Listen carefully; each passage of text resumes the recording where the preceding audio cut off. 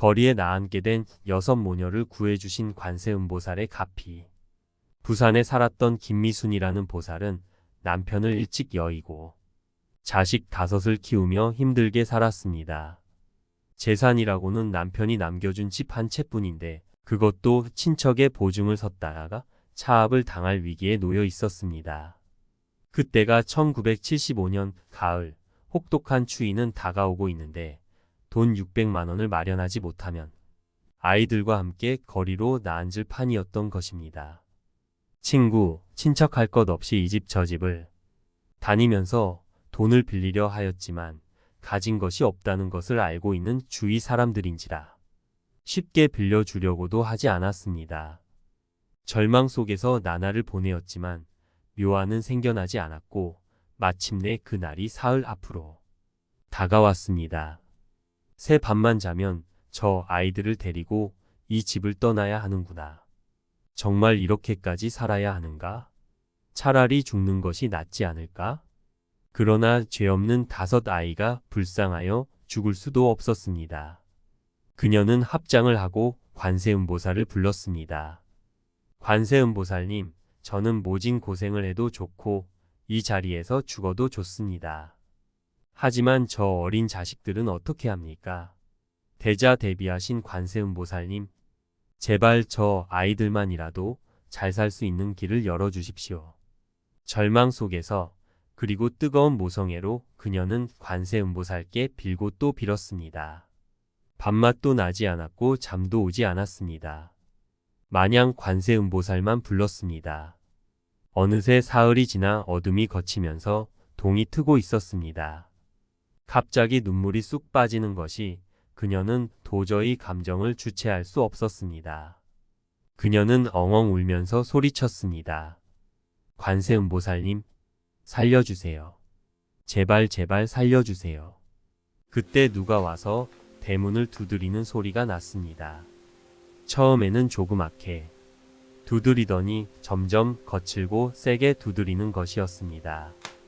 무정한 사람들, 아침도 먹지 못한 이른 시간에 사람을 쫓아내려 몰려오다니. 그녀는 마지못해 대문을 열었습니다.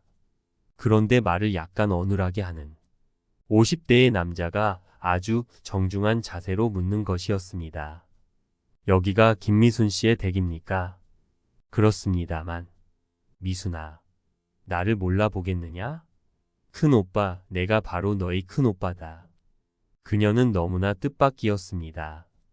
부모님으로부터 큰오빠는 대동아 전쟁 때 징집당해 일본으로 끌려가서 죽었다고 들었고 또 제사도 여러 번 지낸 적이 있는데 찾아온 것이 믿어지지 않았습니다.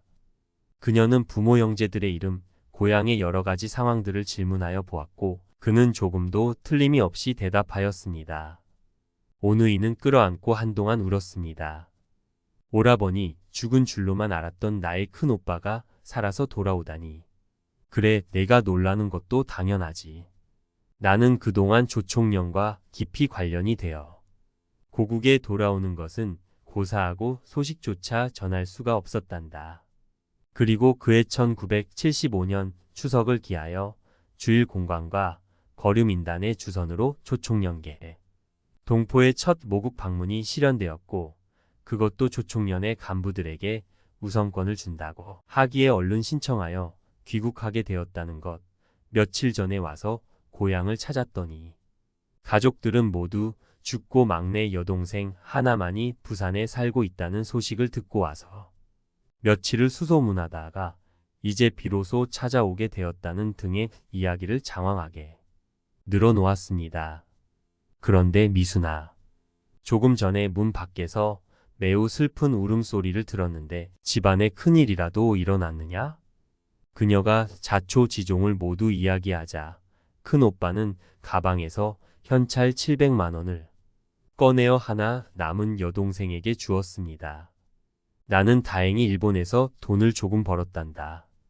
그래서 부모님이 살아계시면 호강이라도 시켜드리고 형제들에게 나누어 주기 위해 조금 가지고 왔지. 이제 너밖에 남지 않았으니 이 돈은 모두 너의 것이다. 더욱이 지금은 어려운 처지에 놓여 있으니 사양하지 말고 받아라. 이렇게 하여 그녀는 5 아이들을 데리고 거리로 나가 앉는 신세를 면할 수 있었던 것입니다. 이 이야기처럼 사람이 살다 보면 다급한 일이 생기기 마련입니다. 생각지도 않았던 다급한 일이 발생했지만 내 마음대로도 할 수 없고 남의 도움도 받을 수 없다면 그 마음은 어떠하겠습니까? 다급한 생각에 음식 맛은커녕 잠도 제대로 이룰 수 없게 됩니다. 바로 이러한 때에 지극히 기도를 하면 느닷없이 좋은 일이 찾아들어 모든 어려움을 해결하게 됩니다. 이것이 바로 현증가피 불보살께서 현실에서 바로 자비를 나타내어 가피력을 증명해 보이는 현증가피인 것입니다.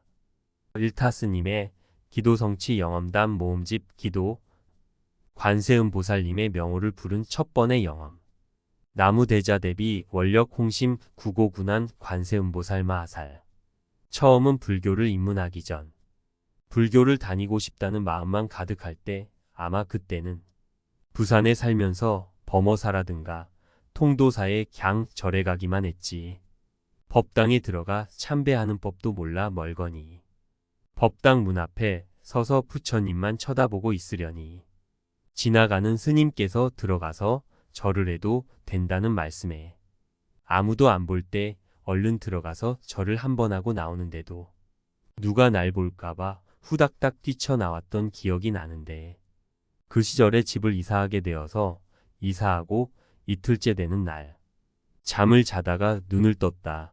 나 혼자 자는 방에 저만치 구석에 웬 여자의 모습이 위에 옷은 흰색 브라우스에 검정 치마를 입고 앉아서 나를 바라보고 있었다. 잠결이지만 그럴 리가 없으니 다시 눈을 감고 정신을 가다듬고 재확인을 하고 잠을 자야 할 것 같아서 마음을 잠시 멈추었다가 다시 눈을 떴다. 그런데 종전 모습 그대로 움직이지 않고 앉아 있었다. 재차 확인했을 때는 확 무서움이 덮쳐서 몸을 꼼짝달싹 할 수 없었다. 귀신을 본 것이다. 확실하게 확인까지 하면서 눈을 딱 감고 관세음보살을 부르려 하는데 말이 안 나온다. 목이 막혀 얼굴에 온 힘을 다 주는데도 관자도 말이 혀가 굳어서 안 나오는데